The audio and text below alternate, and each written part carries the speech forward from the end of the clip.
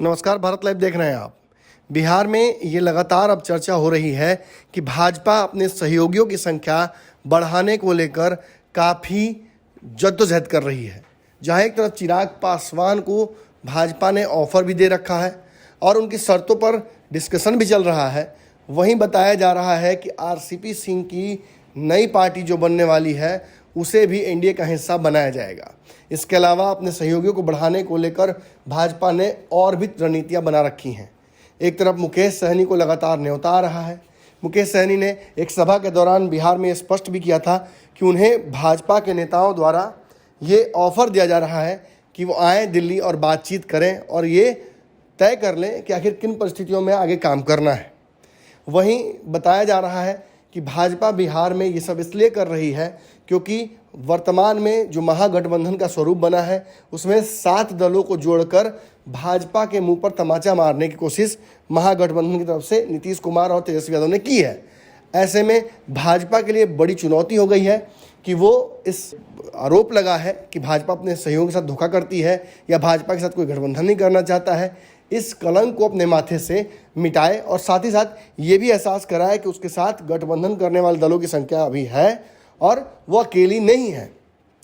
इस कड़ी में जहां चिराग पासवान से बात उसकी लगभग अंतिम स्तर पर पहुंच गई है, एक शर्त को लेकर मामला फंसा हुआ है जो कि पशुपति पारस को लेकर है, वहीं आरसीपी सिंह भी पूरे बिहार में घूम घूम कर ये जताने की कोशिश कर रहे हैं बिहार के एक खास वर्ग को कि वो उनके साथ खड़े हैं और नीतीश कुमार को कभी भी बड़ा झटका दे सकते हैं। इतना ही नहीं, वो भाजपा को भी इस बात का एहसास करा रहे हैं कि एक बड़ा वोट बैंक जो नीतीश कुमार के पास है वो उसे कभी भी अपने पाले में कर सकते हैं। इसके अलावा मुकेश सहनी पर खासा नज़र भाजपा की है। मुकेश सहनी को पटना से लेकर दिल्ली तक लगातार घेरने की कोशिश की जा रही है लगातार, ताकि उन्हें वापस एनडीए में लाया जा सके। खबर तो ये भी आई थी कि मुकेश सहनी बिहार के जो नए प्रभारी भाजपा के हैं उनसे शायद उनकी मुलाकात भी बिहार में होने वाली है। इसको लेकर तैयारियां भी शुरू कर दी जा चुकी हैं। दरअसल भाजपा को मुकेश सहनी के एक बड़े वोट बैंक जो उनके पास है उसमें इंटरेस्ट है। भाजपा को इस बात का एहसास है कि मुकेश सहनी के साथ जो कुछ किया गया पूर्व में वो गलत था और अब मुकेश सहनी को अपने पाले में करके वो कम से कम उपचुनाव से पहले जो 3 सीटों के हैं अपने वोट बैंक में इजाफा और अपनी लोकप्रियता भी बढ़ाना चाहेगी। लेकिन सब कुछ मुकेश सहनी पर डिपेंड करता है। इसको लेकर भाजपा मुकेश सहनी को क्या ऑफर देती है इस पर भी सबकी नज़रें हैं। लेकिन आपको ये सारी बातें बताते हुए ये भी बताते चलें कि दिल्ली में लगातार मौजूदगी थी। कल तक दिल्ली में ही थे मुकेश सहनी, रात में पहुंचे पटना। इस दौरान दिल्ली में उनकी मुलाकात कई नेताओं से हुई है। दिल्ली के सियासी गलियारों में ये भी चर्चा हो रही है कि उनकी मुलाकात भाजपा के किसी नेता से भी हुई है।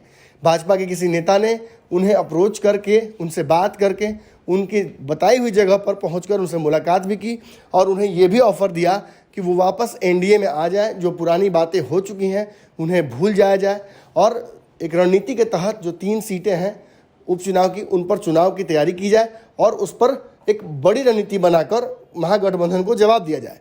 लेकिन मुकेश सहनी के पास फिलहाल सारे ऑप्शंस खुले हुए हैं। मुकेश सहनी के पास महागठबंधन की तरफ भी जाने का ऑफर है। ऐसी परिस्थितियों में वो कौन सा फैसला लेते हैं ये तो देखने वाली बात होगी। लेकिन फिलहाल मुकेश सहनी और भाजपा के बीच बातचीत का जो रास्ता है वो खुल गया है, जिसकी वजह से बिहार में एक बड़ा वोट बैंक जो मुकेश सहनी के पास है वो अगर जाते हैं एनडीए में तो वो भाजपा के पाले में जा सकता है। अब और क्या बातें हुई हैं मुकेश सहनी के साथ ये भी हम जानने की कोशिश करेंगे। लगातार जो हमारे सूत्र हैं वो बातचीत कर रहे हैं, सियासी गलियारों की बात टोह रहे हैं। ऐसी स्थिति में कोई भी नई खबर छन कर आती है तो वह आप तक पहुंचाई जाएगी।